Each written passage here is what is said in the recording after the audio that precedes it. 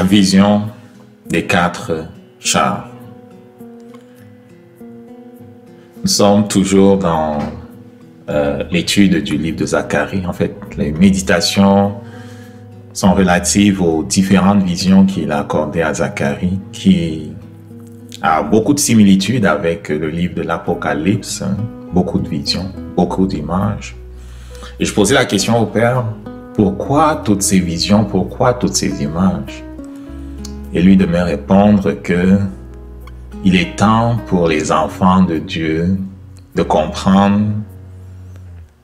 que le monde dans lequel ils vivent n'est pas que matériel, mais qu'il est un monde qui est plus grand que ce que leurs yeux voient. Les réalités supérieures sont celles que nos yeux naturels ne voient pas. Et ces réalités supérieures dominent le monde naturel dans lequel nous sommes. Et toutes ces visions, me disait-il, je les ai fait connaître à Zacharie afin qu'il comprenne que je suis le Dieu de l'histoire des hommes. Car ce que j'avais prophétisé par mes différents prophètes, ils sont nombreux, les prophètes qui ont parlé de sa part, ce que j'avais prophétisé à partir des différents prophètes que j'ai envoyés, c'est bel et bien accompli. Que ce soit Jérémie, que ce soit Zacharie, que ce soit Joël, Amos, Michée, tout ce qu'il avait prophétisé concernant le royaume du Nord est arrivé, Osée, tout ce qu'il avait prophétisé concernant le royaume du Sud aussi est arrivé. L'un et l'autre ont été détruits aux dates prévues et aux périodes prévues. Et le but de toutes ces visions, parce que parfois on peut se poser la question de savoir, parce qu'elles ne sont pas toujours faciles à comprendre, c'est que nous comprenions que notre Dieu est le maître de l'histoire.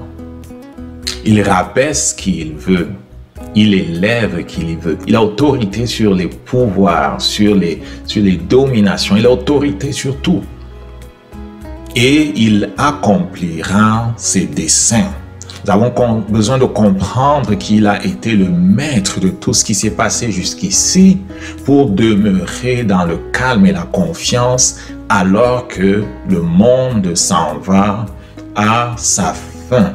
La parole de Dieu déclare la fin de toute chose est proche. Alors que les événements vont s'accélérer au cours de cette prochaine décennie, les enfants de Dieu, en lisant la parole, doivent pouvoir parvenir à la réalisation de ce que la parole de Dieu règne. Elle contrôle toute chose. Il a élevé sa parole au-dessus de tout afin qu'elle contrôle toute chose. Et il est le défenseur de ses enfants, comme on va le voir. Il cherche dans les temps où nous sommes, dans ces temps-ci où nous sommes, il cherche des hommes et des femmes avec qui il va faire alliance pour leur faire comprendre ce qui se passe et pour leur faire comprendre ce qui vient.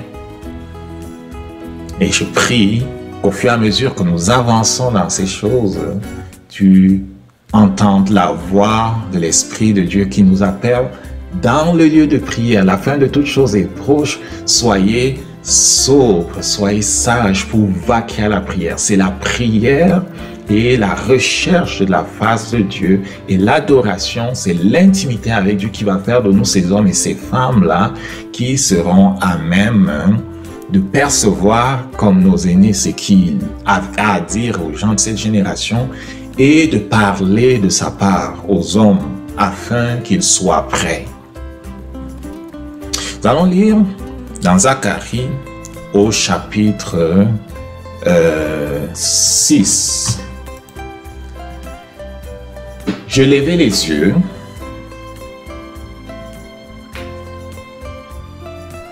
et je regardai, et voici, 4 chars sortaient d'entre 2 montagnes.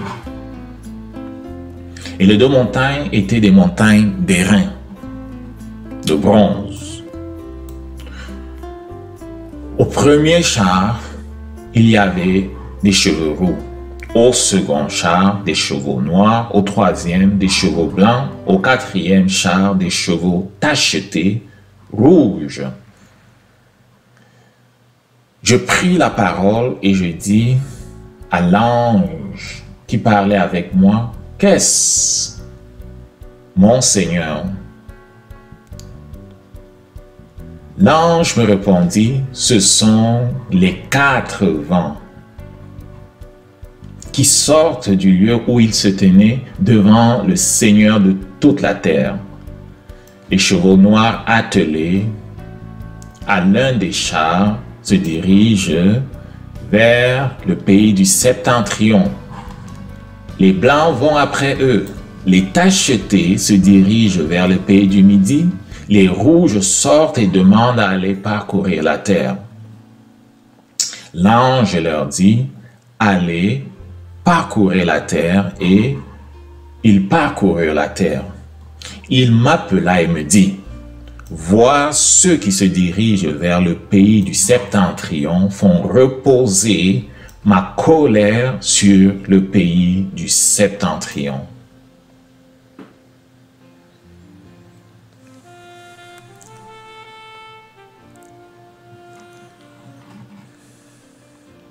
Je levai les yeux de nouveau et je regardais, et voici 4 chars. Cette expression est revenue chaque fois, à chacune des visions que Zacharie a eues. Cette expression est revenue. Je levai les yeux, je regardais, et voici. C'est lui qui marche résolument, de façon décidée, déterminée, sur le chemin que le Père met devant lui. Ne manquera pas de lumière, ne manquera pas de vision, ne manquera pas de révélation. C'est le propre du ciel de faire voir à ses représentants sur la terre les choses qui se passent, les choses qui se sont passées et les choses qui sont à venir. Dieu ne veut pas que nous soyons ignorants de ses desseins, de ses voies, de sa façon de faire. C'est pour ça qu'au cours des 8 dernières visions, on voit Zacharie, notre frère, dans cette attitude d'être porté vers le ciel. Il lève les yeux, il voit. Il ne les pose pas sur lui, mais il les pose à la bonne place. Et nous sommes encouragés au cours des différentes études à ne pas rester dans cette attitude qui voudrait que l'on regarde seulement à nous, on regarde à terre, on ne regarde pas à la bonne place. Par le Saint-Esprit qui nous incite, apprenons plus que jamais à regarder là où il voudrait que l'on regarde. Et dans ces temps qui sont les derniers, c'est vers le ciel, c'est vers lui que doivent se tourner nos yeux, parce qu'il nous parle, parce qu'il veut nous conduire, parce qu'il veut nous instruire, parce qu'il veut nous apprendre ses voies. C'est un temps de révélation et je prie que l'esprit de révélation repose puissamment sur toi. La vision des 4 chars tirés par les chevaux de couleurs spécifiques est en fait l'objet central des 8 versets que nous avons lus. C'est simplement de ça qu'il parle et il dit qui ils sont. Est-ce que c'est important? Si c'est dans la parole de Dieu, c'est important. Allons-y. Donc, le premier char, c'est des chevaux roux. Le deuxième, c'est des chevaux noirs. Le troisième char est tiré par des chevaux tachetés. Le quatrième char, tiré par des chevaux rouges. L'ange dévoile leur identité. Ce sont les 4 vents des cieux qui sortent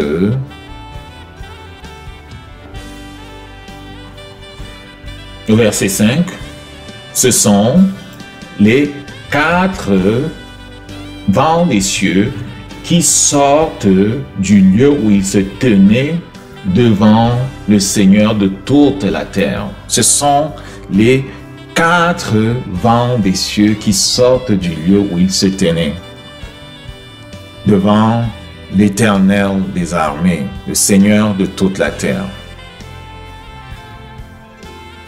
Les chevaux noirs et blancs se dirigent vers le pays du septentrion.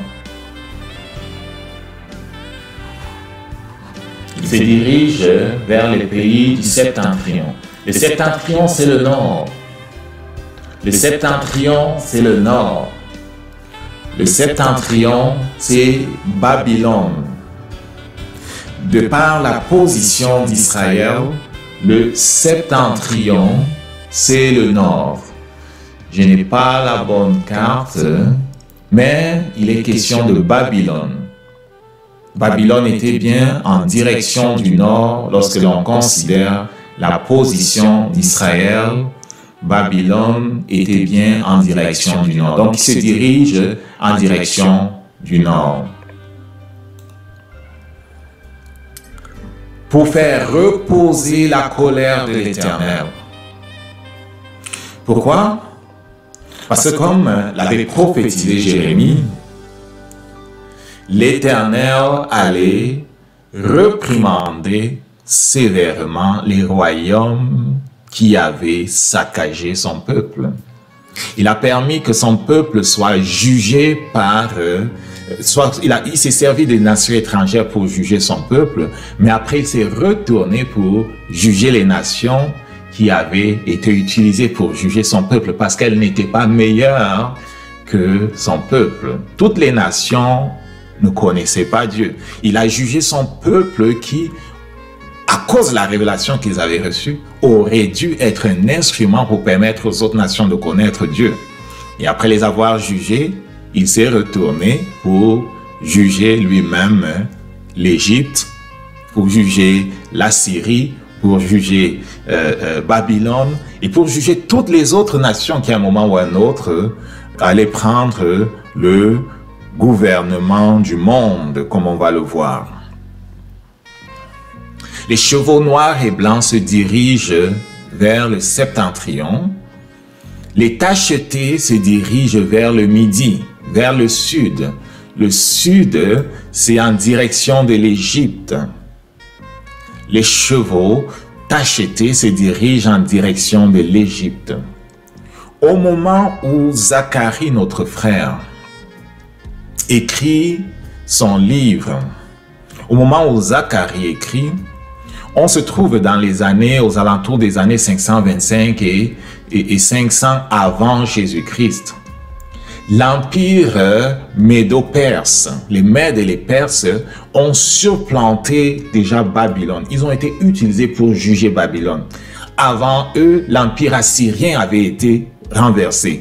Avant, l'empire assyrien avait été utilisé pour renverser les Égyptiens, pour juger l'Égypte. Donc, au moment où on parle, l'empire de Babylone a déjà été renversé. Pourquoi le Seigneur fait voir la vision à notre frère Zacharie à ce moment-là? Est-ce que c'était important? Oui, c'était important. Il avait besoin de savoir que conformément aux différentes prophéties faites par Ésaïe et les autres, l'Éternel avait bel et bien jugé les autres royaumes et que, eux étant revenus sur la terre promise, ils avaient besoin de savoir que la mission qui leur avait été donnée de reconstruire le temple et de véritablement servir de miroir aux autres nations pour comprendre qui est Dieu, était une mission que Dieu allait accomplir et il allait les défendre envers et contre tous pour s'assurer que sa volonté s'accomplisse. Ils avaient besoin de comprendre qu'il a été le maître de l'histoire des hommes jusque-là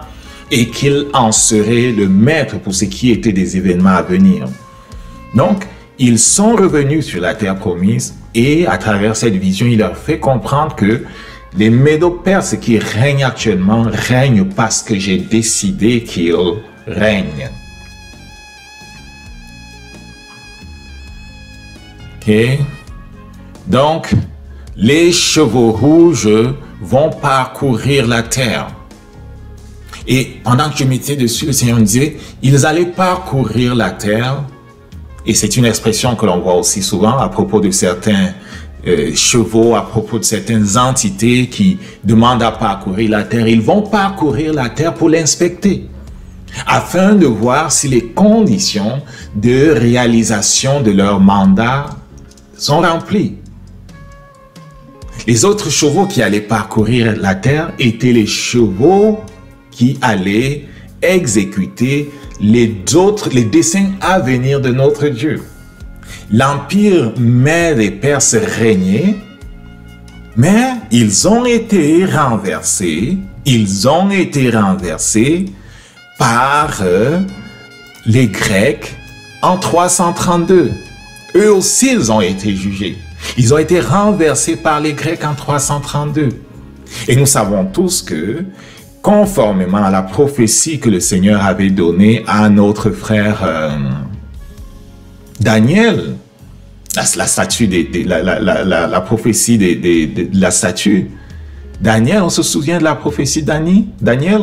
Daniel se trouvait en exil à Babylone et le roi de Babylone, Nebuchadnezzar, fait un rêve et dans ce rêve, il voit une grande statue et quand on lui explique le sens de la statue qu'il voyait, Daniel, c'est où? Daniel, c'est pendant qu'ils sont en exil.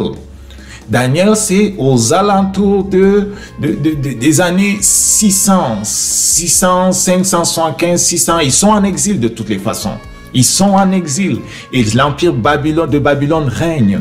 Nebuchadnezzar est le roi de ce royaume. Il fait un rêve et le Seigneur lui fait voir cette statue qui est les royaumes qui devaient se succéder sur la terre. Et chaque royaume était renversé chaque fois qu'il était jugé, chaque fois que sa coupe était pleine et que le Seigneur l'avait jugé.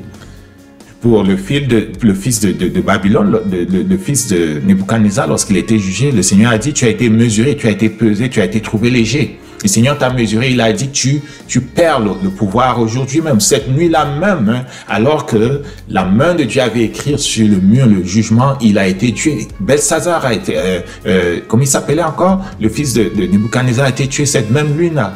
Et les Perses et les Mèdes ont pris le pouvoir. Après les Perses et les Mèdes, les Grecs ont pris le pouvoir avec Alexandre le Grand. Après Alexandre le Grand, l'Éternel a jugé la Grèce et le pouvoir est passé à Rome. Et en 476, l'Empire romain qui a existé de 168 jusqu'à 416 a lui aussi été renversé, détruit, avant que ne vienne à sa place un nouvel empire qui est celui qui règne encore jusqu'à aujourd'hui. On ne parlera pas de cet empire aujourd'hui, mais c'est le nouvel empire romain qui a pris la place et qui est d'une forme spéciale. Donc, ce que je veux que tu comprennes, c'est que pendant que le Seigneur lui fait voir ça, il veut lui faire comprendre qu'il est le maître de l'histoire des hommes. Et nous avons besoin de savoir que notre Dieu est le maître de l'histoire des hommes. Et c'est sa volonté qui s'accomplit toujours.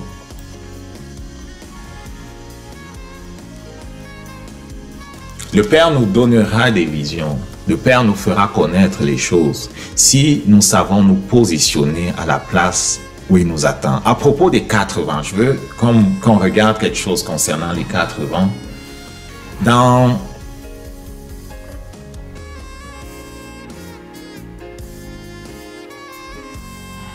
le livre de Jérémie au chapitre 49, à partir du verset 35, il est écrit: ainsi parle l'Éternel des armées.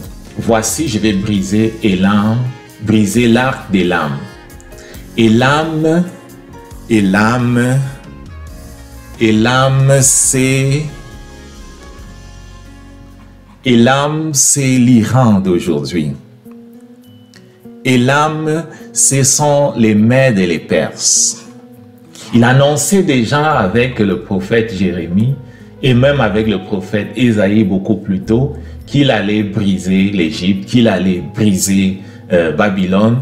Il annonce qu'il va briser les Mèdes et les Perses qui avaient pris le pouvoir après l'Empire babylonien. Donc, je vais briser l'arc des lames. Sa force, regarde, je vais briser l'arc des lames. Regarde. Sa principale force. Je ferai venir sur Élam 4 vents de l'extrémité du ciel. Les 4 vents. 4 vents de l'extrémité du ciel. Je les disperserai par tous ces vents. Il n'y aura pas de nation où n'arrivent les fugitifs d'Élam. Donc les enfants d'Élam vont être dispersés par mes 4 vents. Je ferai trembler les habitants d'Élam devant leurs ennemis. et devant ceux qui en veulent à leur vie. J'amènerai sur eux malheur, mon ardente colère, dit l'Éternel. Je les poursuivrai par l'épée jusqu'à ce que je les ai anéantis. Je placerai mon trône dans Élam et j'en détruirai le roi et les chefs, dit l'Éternel. Mais dans la suite des temps, je ramènerai les captifs d'Élam, dit le Seigneur, l'Éternel, le Seigneur. Ce que je veux que tu vois, c'est que ce sont les mêmes 4 vents qui sont sortis, qui sont mentionnés ici. Donc, les 4 vents qui sortent de la présence de l'Éternel, ce sont en fait les juges que Dieu utilise pour frapper les nations. Dans le monde spirituel, on voit 4 vents qui sortent, mais dans le monde physique, qu'est-ce qui se passe? Dans le monde physique, Dieu envoie des armées pour exécuter ce qu'il a dit. Il envoie des ennemis. Okay? Il envoie des ennemis. Je les ferai trembler devant leurs ennemis. Okay? Donc les 4 vents sont des instruments de jugement que Dieu envoie contre Élam, a envoyé contre Babylone, a envoyé contre l'Égypte. On retrouve encore cette expression de vent qui s'en va exécuter un jugement avec Babylone ici dans Jérémie au chapitre 51. Je vais lever contre Babylone et contre les habitants de Chaldée un vent destructeur. J'envoie contre Babylone des vanneurs qui la vanneront, qui videront son pays. Ils fondront de toutes parts sur elle au jour du malheur. Qu'on tende l'arc contre celui qui tend son arc, contre celui qui se fie, qui est fier de sa cuirasse. N'épargnez pas ces jeunes hommes, exterminez toute son armée. Amen.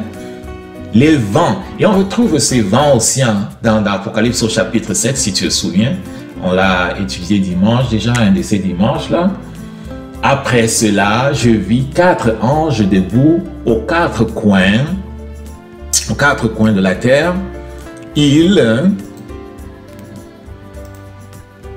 retenaient les 4 vents de la terre, afin qu'il ne soufflât point de vent sur la terre, ni sur la mer, ni sur les arbres.